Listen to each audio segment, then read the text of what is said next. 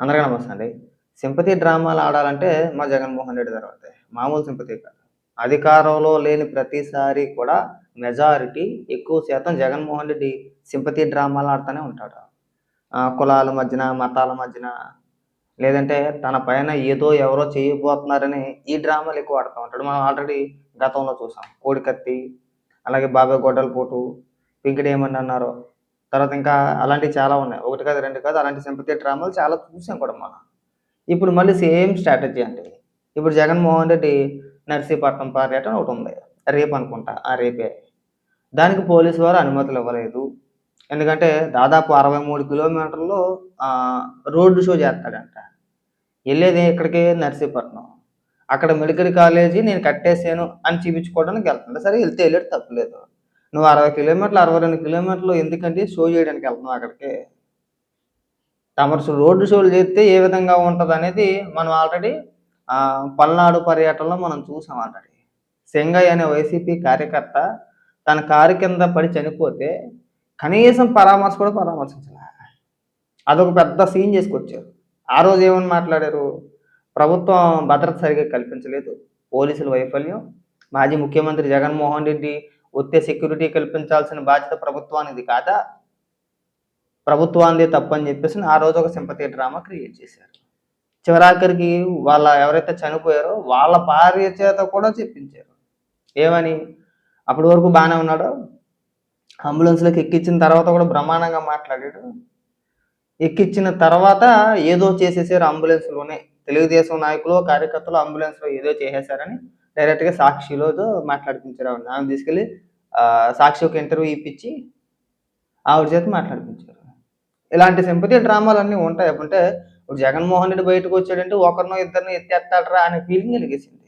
అలాంటప్పుడు మరి ప్రభుత్వం ఎలాంటి చర్యలు తీసుకోవాలి? జగన్మోహన్ రెడ్డి ఎక్కడైనా బయటకు వచ్చినప్పుడు ఖచ్చితంగా కట్టుదిట్టమైన ఆంక్షలు ఉంటాయి, లేకుండా ఉండవండి. జగన్మోహన్ రెడ్డి హెలికాప్టర్ ఇప్పుడు ఎక్కనట్టు, హెలికాప్టర్ ఎక్కితే జగన్మోహన్ రెడ్డికి ఏదైనా ప్రాణహాని ఉన్నట్టు ఇవాళ కొత్తగా వైసీపీ నాయకులు మాట్లాడుతూ ఉన్నారు. ముఖ్యంగా గుడివాడ అమర్నాథ్ అయితే ఒక ప్రెస్ మీట్ పెట్టేశాడు. హెలికాప్టర్‌లో రమ్మంటున్నారో మాకేదో అనుమానంగా ఉంది.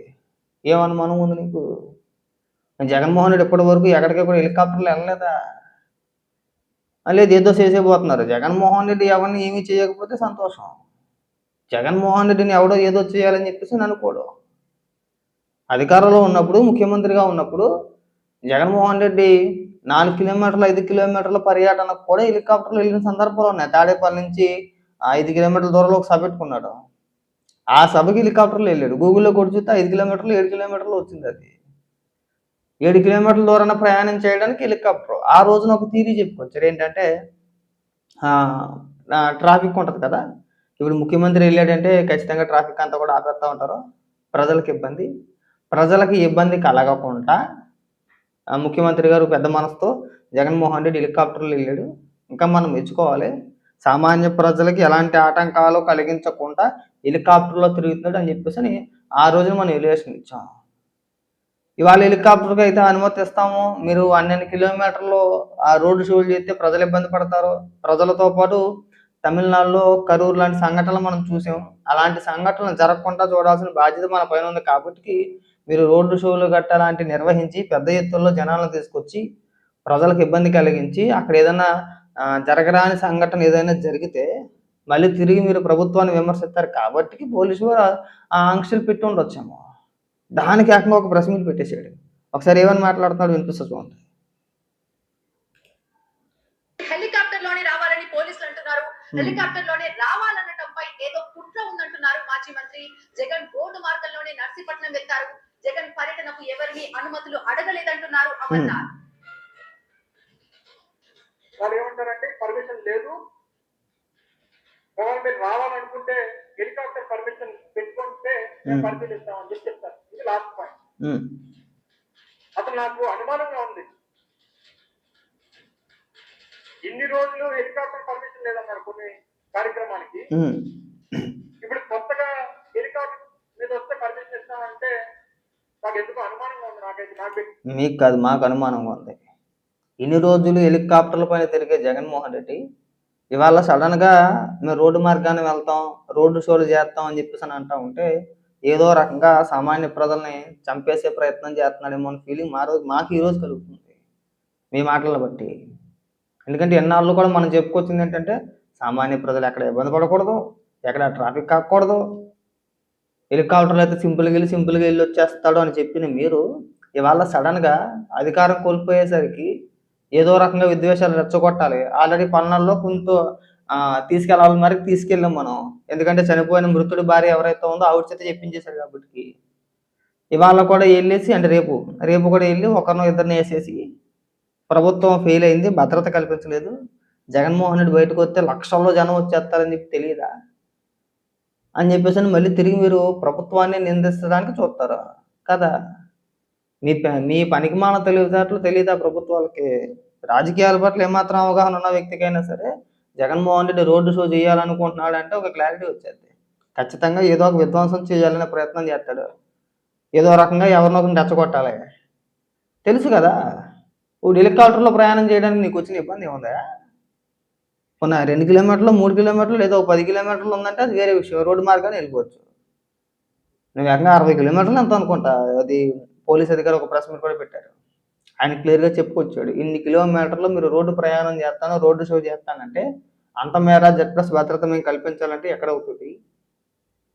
పైగా కరూరు లాంటి సంఘటనలు జరిగినాయి కదా, వాటిని దృష్టిలో పెట్టుకొని మేము కొన్ని కఠిన ఆంక్షల్లో పెట్టామని చెప్పేసి అని అంటా ఉంటే ఇవాళ మాకు అనుమానంగా ఉంది. ఏం అనుమానం ఉంది నీకు?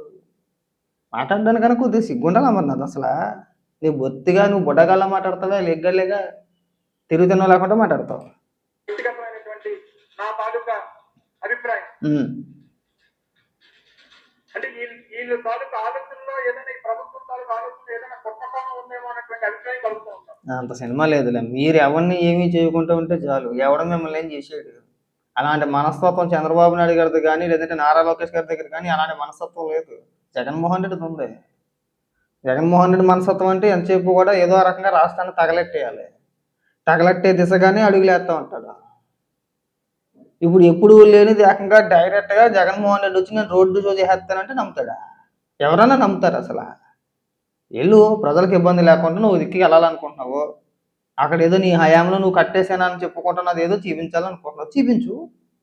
నువ్వు అది చూపిస్తానికి నేను కిలోమీటర్లు రోడ్డు షో చేస్తానండి, రోడ్డు మీద ఉన్న జనాన్ని అందరిని ఇబ్బంది పెట్టేస్తానండి, మళ్ళీ ఇతర ప్రాంతాల నుంచి జనాన్ని సమీకరించేసి అక్కడ ఏదో రకంగా తొక్కేసిరాట జరిగేలాగా ప్రేరేపించి ఒకరో ఇద్దరు చనిపోతే మళ్ళీ తిరిగి జగన్మోహన్ రెడ్డి పర్యటనకు వస్తామంటే ప్రభుత్వం భద్రత కల్పించాల్సిన బాధ్యత ప్రభుత్వానికి కాదా అని మళ్ళీ మనమే మాట్లాడతాం కదా. ఇలాంటి సంఘటనలు జరగకుండా ఉండాలంటే కొన్ని ఆంక్షలు ఉంటాయి. వెళ్ళొద్దని ఎవడో అనట్లా, వెళ్ళు. నువ్వు అక్కడికి వెళ్ళడానికి నువ్వు విజయవాడ నుంచి వెళ్తున్నావుగా, అక్కడికి కారులో వెళ్తున్నావా? మరి ఎక్కడి నుంచి రోడ్డు షో చేయొచ్చు కదా. లేదు, అక్కడి నుంచి అక్కడికి విమానంలో వెళ్ళిపోతాడు, గన్నవరం నుంచి విశాఖపట్నం వరకు విమానంలో వెళ్ళిపోతాడు. అలా వెళ్తావు. ఇప్పుడు ఎక్కడి నుంచి వెళ్తే పోనీ వేరే విషయం అది. అలాగే అక్కడి నుంచి అక్కడికి కూడా నువ్వు రోడ్డు షో చేయడం మానేసి నీట్గా వెళ్ళు. అక్కడ ఎక్కడైతే ప్రభుత్వం హెలిప్యాడ్ ఏదో నిర్వహించిద్దో, ఏర్పాట్లు చేస్తారో అక్కడే దిగి వెళ్ళి అక్కడి నుంచి వెళ్ళే చూడు, అక్కడే వెళ్ళి ప్రెస్ మీట్ పెట్టి మాట్లాడు. ఈ షో అంతా ఎందుకు, పొద్దున్న మొదలు పెడితే సాయంత్రం దాకా రోడ్డు షో సరిపోద్ది, ఈ మధ్యలో ఏదో ఒకటి మనం ప్లాన్ చేసేయచ్చు, ప్లాన్ చేస్తే ఇంకా సాహిబ్ వచ్చింది మనకి, ఏదో రకంగా ప్రభుత్వం మీద ఇష్టం చేయచ్చు అని మీ దిక్కుమాలను తెలివితేటలు కదా. ఎవరికి తెలియదు అమర్నాథ్, మీ తెలివితేటలు మాకు తెలియవా? ఇంకా మాట్లాడు. ఇన్ని రోజులు హెలికాప్టర్ ఉన్నటువంటి ప్రభుత్వం, ఇన్ని రోజులు హెలికాప్టర్లకి హెలిప్యాడ్లకి పర్మిషన్ ఇవ్వనటువంటి ప్రభుత్వం ఏ పర్యటనకు ఇవ్వలేదో చెప్పు. జగన్మోహన్ రెడ్డి పలానా పర్యటనకు వెళ్తుంటే హెలిప్యాడ్ పర్మిషన్ ఇవ్వలేదు అన్న పర్యటన ఏదైనా ఉంటే చెప్పు. అసలు జగన్మోహన్ రెడ్డి ఎప్పుడు ఉన్నాడని చెప్పేసి ఇక్కడ ఇన్ని రోజులు అంటే ఎన్ని రోజులు బట్టి ఇవ్వలేదు, ఎన్ని పర్యటనలకు అనుమతులు ఇవ్వలేదు మీకు? తిరిగారు కదా, హెలిప్యాడ్లో ఎక్కడికి వెళ్ళలేదుగా.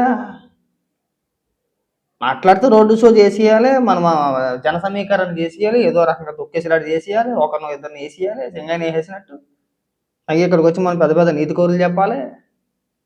అవి ఎన్ని రోజులు ఏంది, ఎప్పుడు లేనిది ఇవాళ హెలికాప్టర్ అంటున్నారంటే మొత్తానికి మాకు ఏదో అనుమానంగా ఉంది. అనుమానం లేదు, బొక్కలేదు. ఆల్రెడీ జరిగిన దాడిపై గురించే ఇప్పటికొచ్చో క్లారిటీ లేదు. కొడుకెత్త అన్నారుగా, చంద్రబాబు నాయుడు గారే చంపించేపోయారని చెప్పి ప్రచారం చేశారుగా. డైరెక్ట్గా కంఠంలో కూర్చోబోయారు. జగన్మోహన్ రెడ్డి తెలివైనడు కాబట్టి, ఆయన బ్రెయిన్ సూపర్ ఫాస్ట్ కాబట్టి, ఆయనకి చుట్టూ కళ్ళు ఉంటాయి కాబట్టి ఆయన ఇలా అన్నాడో, ఇలా అనగానే ఇక్కడ గుచ్చుకుంది. ఇంకేమీ లేదు. చంద్రబాబు నాయుడు గారే జగన్మోహన్ రెడ్డిని చంపారనుకున్నారు. ఒకవేళ జగన్మోహన్ రెడ్డి చచ్చిపోతే మేమంతా అనాథలం అయిపోతామని చెప్పేసి ఆ రోజుల్లో రోజా కూడా మాట్లాడింది. 5 ఏళ్ళు అధికారంలో ఉన్నారు, నిరూపించవచ్చు.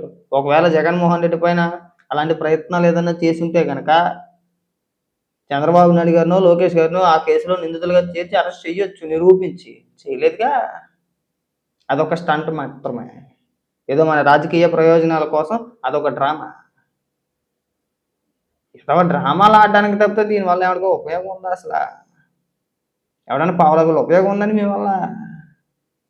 ఊరికే ఏదో ప్రెస్ మీట్ పెట్టామా, మాట్లాడేసామా, మురిగేసామా, వెళ్ళిపోయామా, అంతే తప్పితే దానివల్ల అసలు ఎవరికైనా ఉపయోగం ఉందా? ఎందుకు మాట్లాడతారండి మీరు అసలు? మన వెనకాల తిరిగి చూసుకుంటే మీరు చేసిన దుష్ప్రచారాలు ఇప్పటికీ ఎవడో మర్చిపోలేడు. చిన్నవి కాదు, స్టేట్ లెవెల్ ఇష్యూలు అవన్నీ కూడా. బాబాయ్ గొడ్డలపోటు కానీ, పింగిడేమండి కానీ, లేదంటే ఇప్పుడు నేను చెప్పుకొచ్చిన కోడికత్తి కావచ్చు, ఎందుకు నిరూపించలేదు?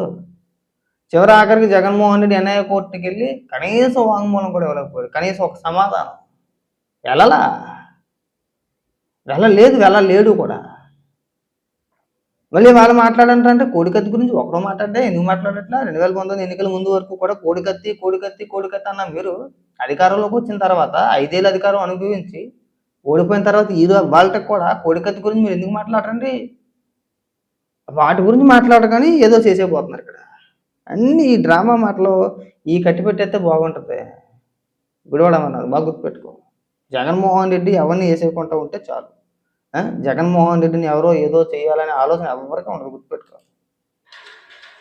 ఈ రోజు మీరు హెలికాప్టర్లోనే రండి అని చెప్పి ఒక్క వస్తానిచ్చేటువంటి పరిస్థితి వచ్చిందంటే ఏదో అనుమానం కలుగుతూ ఉంటాం.